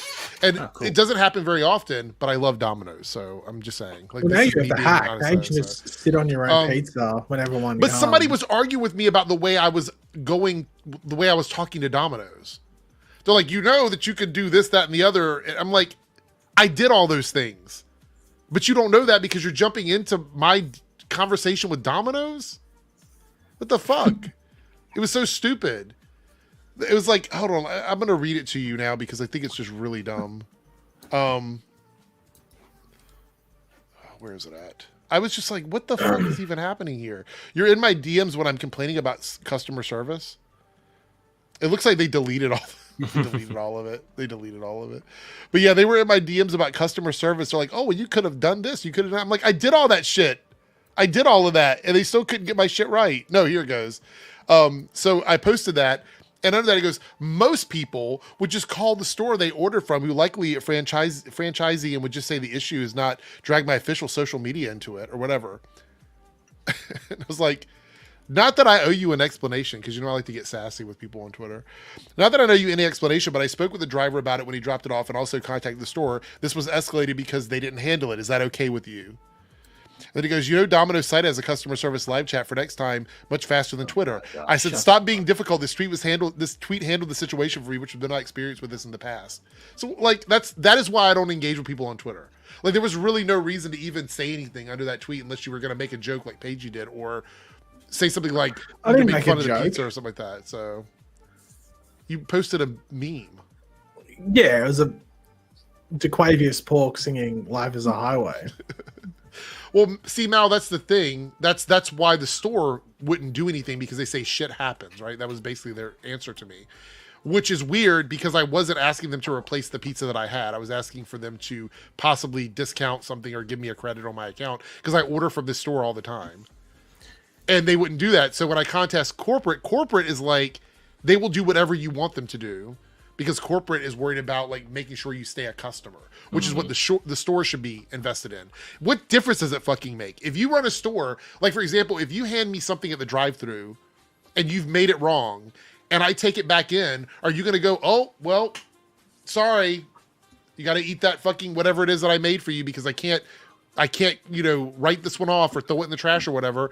There's always some error of margin for food services where you expect that some food is going to be sent back, or the customer's not going to be happy with it for whatever reason. Every business accounts for that. This store manager was being particularly difficult because apparently they fucked it up and he didn't want to take credit for fucking it up. So instead they sent it to me hoping that I wouldn't say anything. That's the only thing that makes any sense. Because that little thingy that they put in the middle of the box to keep the box from like getting smushed? Yeah. There was none in the box. That's how it happened. We don't get that in Australia unless you get it from like a small business. They might do it, but they don't do that here. You just get squashed, cop it. Yeah. But they didn't put it in there, and that's why it got smushed, because there was multiple things sitting on top of my food. And so, anyway, point being is that's why I don't argue on Twitter, because people on Twitter just like to go back and forth with another person, and I don't have time for people's, fetish for fighting. Like, I don't have the time for it. So yeah, someone in the chat said it might have been an AI bot that you were arguing with. Which one? That you were no, it's a person. No, it's a person. Oh, it's an actual person. Yeah, because because I've seen those where someone will post something and the AI chat bot will just respond to it, and the dude will just say, "Chat GPT, make a poem about butts or something," and the next post is from that account making a poem about butts or whatever. And it's like, oh, they can do that now. Yeah, but this person has been in streams before, so I know it's a real person. Okay, so it's actually. Yeah, I recognize the name, and they are difficult in general, but that was just one of those things, like, I hadn't tweeted in a really long time, and I guess they saw that I tweeted someone, and they thought they would take the opportunity to just argue with me. Because at that point, what are they doing? What are you doing, man? Like, you're arguing with me about me trying to get some customer issues resolved with Domino's Pizza? I mean, that's corporate shilling at its finest. You're sitting there arguing in favor of fucking Domino's. Anyway, let's go ahead and watch this teaser. It's only 40 seconds for the Joker 2. Have you heard of the Jonker? Mm-hmm. Let's see.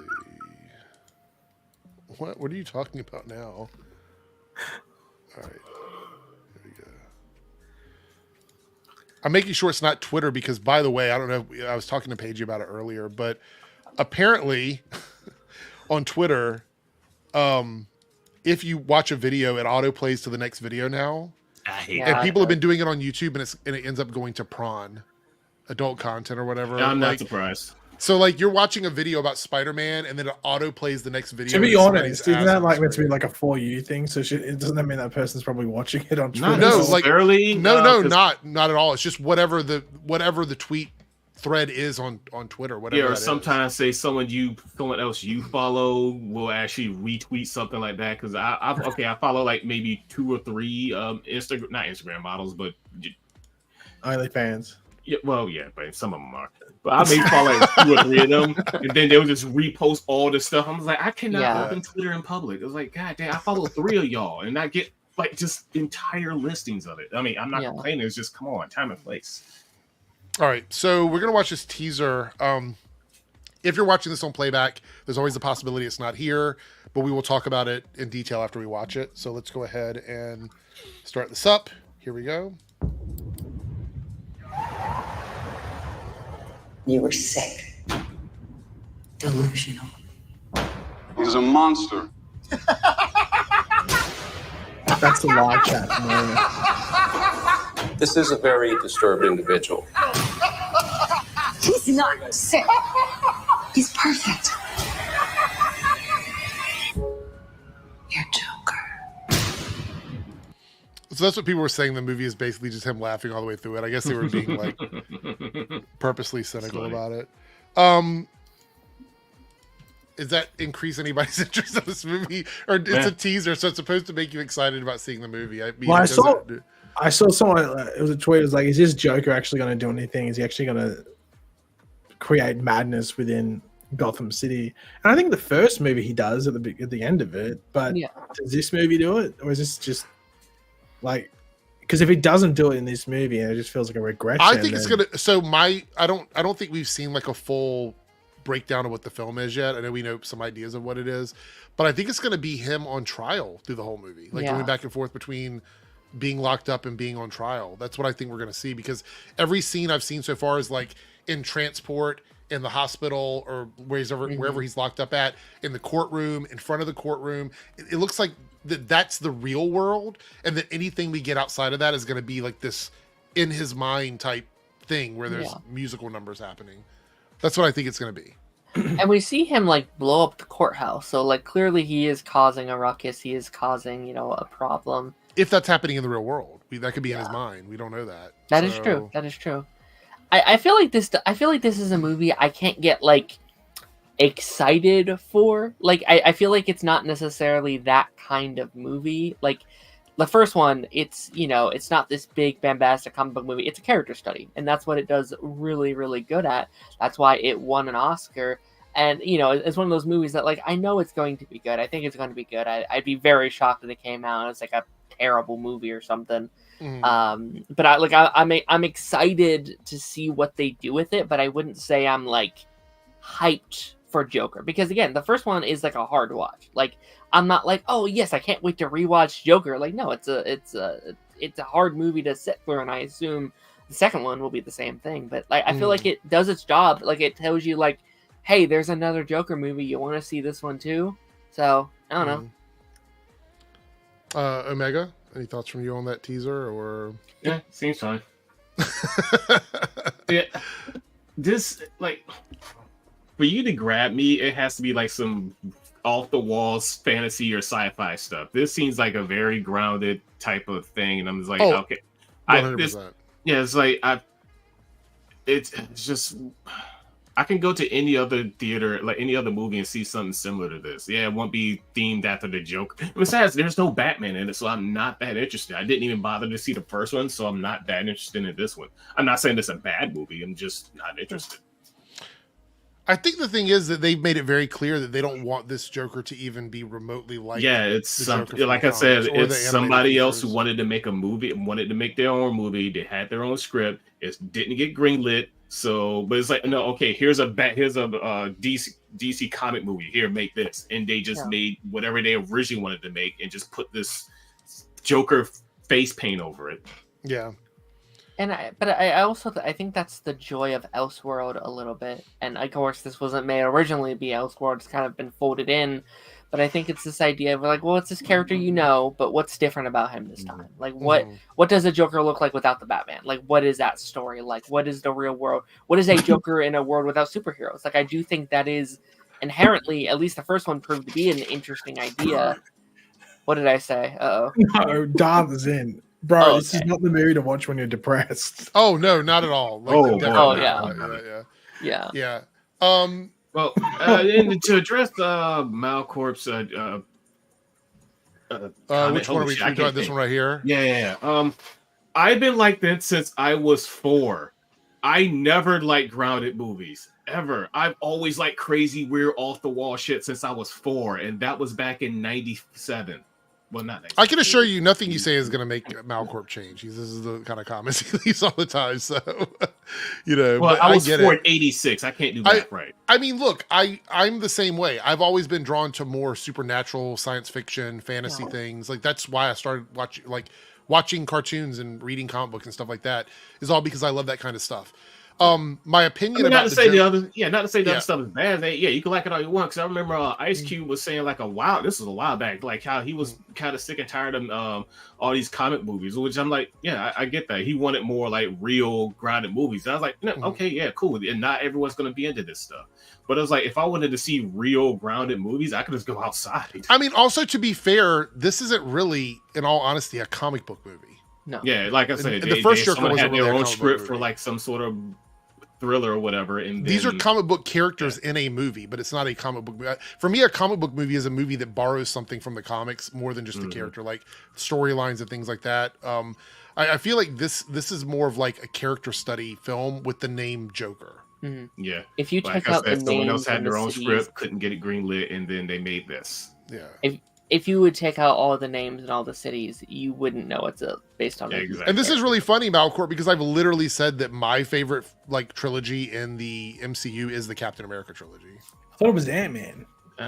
Definitely not. Like I said, Captain America's fine. My favorite was Guardians of the Galaxy. Well, yeah, but that's fine too. Crazy off the wall shit. But I'm not the one here being mad that somebody doesn't like grounded Yeah, stories. that's I'm not just like saying, I don't like. I'm like, yeah, if you like it, yeah, cool, fine. and Not by the way, me, but- Captain America is not grounded. I was gonna say, Outside of maybe the Steroids. first one, but like yeah, 2 I and 3 mean, are. Batman and Captain America are not comparable in any way whatsoever because Batman is literally doesn't have superpowers. Yeah. So, But superpowers money.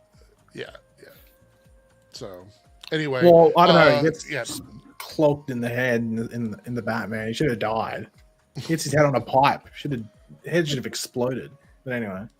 I just saw this. I didn't have it bookmarked, but I figured we could bring it up before we wrap up the stream tonight. But apparently, Ahsoka season 2 begins filming in summer of 2025. Okay. So that means we won't get the next season until 2026, most likely. I'm still waiting on House of the Dragon. I mean, I heard. I don't know if this is true. I don't really keep up to date with Star Wars, but I heard it's supposed to come out after the Mando movie, which is kind of interesting. Oh, cool. So that means they're not kind of, because like I don't know. Again, I don't keep up with this stuff, but I heard like they were trying to. That was supposed to be kind of like a wrap up to some of this like TV kind of Mando world, but it does seem like there's stuff after the Mando movie as well. So, be curious to see how they. Malcolm, I'm sorry to cut you off. Malcor, like the first Ant-Man has a giant ant in it, and everybody shrinks down to tiny sizes and fights other insects. Like, and a guy gets sucked into right. Like if you're gonna troll about like grounded versus like criticisms or whatever, at least stay on track. Yeah, like, guys, that's a matter of personal taste. I didn't say like, oh, I don't like grounded movies. Yeah, there's some grounded movies I anything like, but that Jesus involves Christ. superpowers to me immediately goes out of grounded. Yeah. You can say street level, like Daredevil is street level, but I don't say it's like totally grounded. There are grounded elements to Daredevil, Sure. but everybody in those worlds have superpowers with the exception of Punisher. So that's my opinion. What about you, Omega, on this one? Are you happy with Ahsoka? Or Yeah, I like Ahsoka. I mean, there was a few episodes I thought was kind of like, what the hell's going on? But for the most part, I thoroughly enjoyed Ahsoka. I finished this show, but I can't remember anything that happened. You don't remember the space whales and the witches and all the lightsaber stuff that No, happened? You I don't remember any of that? this girl on the left here, because I thought she was incredibly hot, and then she cut her Sabine? hair, and I was like, "Why'd you cut your hair?" Because Yeah, that was the way she looked in the cartoon. Yeah, the cartoon. She changed her hair a lot in the cartoon. I did prefer the hair longer. Yeah, It's just me. Yeah, she but looked I better. did it was a like it. bad wig. It was a wig, I'm pretty sure, and it looked awful. Yeah. Like if you rock short hair, you can rock short hair. This But like when it's a wig- Ahsoka, like the storyline progressed with her going from like this sort of stoic, non-Ahsoka type version that people complained about into like being the more fun and like lively version of that character when she was like Ahsoka the White or whatever you wanted to call it towards the end of the season. There was a lot of stuff that happened. Ahsoka the So- what?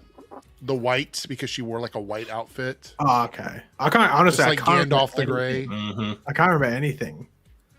I can't remember anything outside of the girl cutting her The hair. connections with Mandalorian, Because you don't remember any of it? stuff None of it? None of it rings a bell? Okay. What happens in the finale? Actually, I'm not no. gonna- I remember that they did flashbacks. Go watch the to show again. They did You flashbacks tell to me Anakin later. Skywalker, didn't they? There was a connection with Anakin. They did And flashbacks. yes, there. Like Oh, mental wonderful. flashbacks. Nexus between What are the you Force talking or whatever. about? What I have specifically no are you idea. talking about? With Ahsoka, they did like mental flashbacks to when she was a kid. Yes, Yeah. with Yeah. Anakin. Yeah, I remember that. And yeah, I do remember that. And her cutting her hair, the Sabine character. Oh my goodness. Well, here's the thing, Eric, to lighten your mood. You don't remember Balin or any of the other characters in the series? Oh, that was Ahsoka. Merrin? Yeah, I remember. Yeah, Remember any I of remember- them? Yeah, and they went to like a Wow. temple or something on the edge of the water or something They like that. they went from one like galaxy to another. You don't remember that? Yeah, loosely.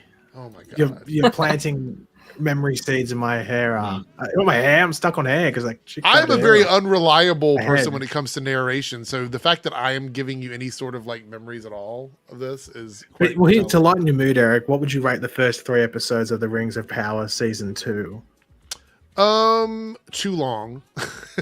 I'll rate them. They for me could have used some editing. There was a lot They of felt like, very drawn out, especially Yeah. because there was like Artificially but it is Lord of the drawn out. Rings. But like that first episode felt like it went on for way too long because not much really happened. yeah, for me it felt artificially inflated, which feels weird to say because it is a fantasy show, but I think there could have been a little more editing done. I think that the pacing is a little slow for me. However, I think the show looks beautiful. I like some of the characters in the series, not all of them, some of them. I do like where the storyline is going. I think it's going to be some interesting stuff. I know there's a lot of people in the grift space that are just complaining about every single element of the show, and I they can actually be do angry and think- mad about it. It's whatever. You're talking about like Ahsoka and Star, not Ahsoka. What's that show called? The Acolyte. Mhm. I think this show is the most nitpick show of all time. Which one? Rings of Power, Yeah, because everybody seems to think they're a Lord of the Rings expert. because they watched the And- Peter Jackson movie. Yeah. Yeah, and it sounds like it's from the argument I've been hearing is like, what? I was like, how can I place this? No, because it's just so much. My mind's going like 1,000 miles a minute. Someone was complaining that the orcs are now having They're not- families and they're not like this irredeemable evil race. It's like, why can I hate this entire race of people and not feel guilty about it, like I could do in real life? Then it's like, well, in the actual people who read the books and know a lot about Tolkien's works and everything, they're like the orcs aren't irredeemable. Mhm. So, I mean, Because I they didn't know that never myself read the before. books, they only Yeah, I watched didn't the know that movie. myself until like just Right. recently when I had to look it up. Yeah. I was like, oh wow, because But I thi- thought these but this orcs is were why the irredeemable. I have an evil issue people. with people showing their whole ass on Yeah. social media like they're experts. I have never claimed to Yeah. be an expert on anything. Even the stuff that I know a lot about, I am not an expert. I can tell you that I know a lot about something, but that doesn't mean I'm an expert on it. And I think these people that get on and present themselves as experts, the reason why they cannot admit that they've made a mistake about something is it ruins the illusion that they've built on their platform of being perfect. And that's a big problem on Well, YouTube. the thing is that like I've read all the books once when I was like 15 or something, 14 or 15, and I'd seen like all the movies before then.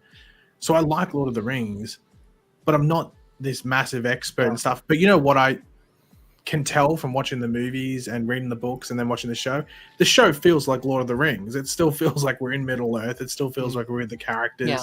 It doesn't feel like they're going away from anything that the character should represent. And you can still have your own theories. Oh, I know, like this character could be this character and stuff like that. Like I'm pretty sure that fucking dude is Gandalf and everything like that. Mhm. But also, people are trying to like. I think there's people that have just watched the movies and then consider themselves expert based off those movies. That's what I was going to say. Yeah, I think the issue But it's is not meant that, to be a spin-off of the movies. Right. It's not a pre. No, it's not even connected to the own movies. universe. That's Yeah. why they could. That's why they don't have Hugo Weaving de-aging to play Elrond because they have Right. younger Elrond. I mean, And why we, Kate like, Blanchett is in there and stuff. was like 2 weeks ago we watched the trailer for the anime Lord of the Rings. Was that what we the War Yeah, of, the War of Rohirrim Rohirrim or something? whatever it's called. Yeah. So I realized because I went back and watched it again like the next day. And I realized that the reason why it's hard for me to see that as Lord of the Rings is because of Peter Jackson's visuals, like from his Influence and films. stuff. Yeah. Yeah. Like I should not be thinking that everything about Lord of the Rings has to look and feel like Peter Jackson's films, because then we're just like rehashing stuff that he's already done. And so I like the idea that there are these different takes. And so after watching it a second time and kind of getting that out of my head, I'm like, well, this could be Lord of the Rings. And the show, even though it doesn't necessarily look exactly like the world that Peter Jackson built, the fantasy elements and the nods to those films are in the show. It's just that a lot of people don't want to like the show, and they've already decided that they have to continue to dislike the show. So they're going to come up with every excuse under the sun. Look, I could literally change my opinion about any show, get on YouTube and make up excuses for why it's bad. That is why it's a problem to platform that kind of like nonsense. Yeah. And I keep saying that people keep complaining that like they're not treating it in the same like spread of time as the Silmarillion thing. Mate, the show would have to go on for 50 million seasons if they want that to happen. They have to condense it to tell the story. Yeah. And also, if you like that Silmarillion thing, it's not really a book. It's dot points. It's just like sort of this happened, then this happened, then this happened. Yeah, it's like a history. It's his it's his notes about like the universe and the timeline. And I asked several friends that know a lot about Lord of the Rings, and they said the same thing. I was like, "Is this based on an actual like series of books?" And they're like, "No, it's just an expansion of the history of the world." And it gives, that's like, why a lot of characters we don't know what they were like because we never experienced those characters when we were reading them. They're just part of history. So saying that they have to be a certain way because of the way Peter Jackson made these characters in his films way down the line is just ridiculous. It's just stupid. And it's also holding the standard of the show based on the films and not the original stuff. And the thing is, if you know Lord of the Rings even to a tiny bit, if you're not seeing what's happening in this season, not getting excited for what's probably going to happen by the end of it, then I don't know if you can actually consider yourselves a fan of the thing. At least in my opinion, at least like that you it doesn't necessarily have to like it like episode to episode quality wise. Though I don't really there's too much of an issue outside of it just feels a bit drawn out in specific episodes. But I don't know. I'm excited to see what because I feel like I know where the season's going to end. Now, if you're a real grognard, your first introduction to the Lord of the Rings was the Ralph Bakshi show. I animation that. For I do remember that. The Hobbit. Yeah, The Hobbit. Yeah, that was my first introduction to it. Yeah, me too. I think I've seen something animated with the whole like I've seen the art style, but isn't there like two ones or is like a different language or something like that? There were some other ones that came out later, but the first ones that I remember were the Ralph Bakshi ones, and those are the ones where they use rotoscope for some of the stuff, and a lot of rotoscoping. And I was actually as a kid I was scared of some of those because they were just because the way the eyes are drawn and everything, it's kind of off-putting. Yeah, but Jimmy has great work though. Okay, I'm gonna end the polls here so we can read these out. The poll in the Eric's Reloaded chat for the recasting of Wolverine should be popping up on the screen now, I believe. Did it pop up on the screen? I think it went away. Oh wait, no, hold on. There it is. So should the MCU recast a new Wolverine? In the Eric's Reloaded chat, it says 76% yes and 23% no. On the Eric's Debunked chat, we have the exact same percentage. 73% said yes and 26% said opposite. No, it's the exact same percentage, exactly the same, and we have different viewerships on both channels, so that's pretty impressive, you guys. Weird. So I guess there is a large percentage of people that do want a new Wolverine. So Paige, we're in the minority, I guess. Now we don't mind Hugh Jackman, but I guess everybody else wants a new Wolverine, so we're shit out of luck. Don't affiliate me with your oh my god hells. All right. With that being said, I think we're going to wrap it up tonight. We don't have a tier thing for tonight. We'll do another one on Thursday, most likely. I'll do something on Thursday night. But I do want to thank people for jumping in and having fun with us tonight, and all of you guys. I've got an idea here. So ranking we're not doing anything tonight. Ranking beverages. No, not tonight. Oh, okay. Just next time. Don't get ahead of yourself. Ranking beverages. Okay. Should we make one ourselves, or should I just try and find one? I don't know. You can. If you have free time, I don't know. I'll look one up. I'll look one up and see if there's one already made. I'm sure. By the way, what is a? Is it an Arthur Palmer? Arnold Palmer? Arnold Palmer. What's that? What's that drink? It's just half lemonade, half tea. Yeah. Okay. And you can add an alcohol to it if you want, but that's typically what it is. Is that what you do, Eric? No, I don't even like that. Okay, so back to saying our goodbyes. Thanks everybody in the chat for being here. All the Team Eric members that are here, all the team channel members over on Eric Debunks. Thank you guys so much for being here. I want to thank the guest Omega for showing up and hanging out. Darren for showing up as well. Thank you so much. And Paigey for being so loud over there with all that stuff that was going on outside of his. Oh my God. Everything that was saying. So Wait, do appreciate no it. way. No, hold on. This must be the latest news break ever. Yeah.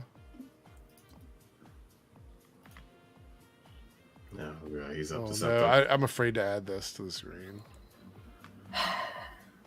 Oh, Jesus. Clint Eastwood has been cast as the DCU Batman and Brave and the Bold. Shut my up. God. Oh my God, I can't believe This, that. This is the whole trend that's been going on. we're for complaining Disney. I've seen it all day. Yeah, like Yeah. they pick like the oldest actor they can think of and they cast it as like a young character. Danny I think DeVito as Wonder Woman or whatever. Yeah, something ridiculous. We'll find out soon, I hope. Maybe not because it's been months, but the Booster Gold thing. But look, Darth Zen. This is why it's so hard on social media. That is fake, right? Yes, it is. Yeah. 100% fake. I saw the Chris Pratt one earlier for like Batman. I was like, oh boy. Yeah. I saw Anyway. Al Pacino for Damian Wayne. Oh no! Enough of that. We're out. See everyone later. Have a good night.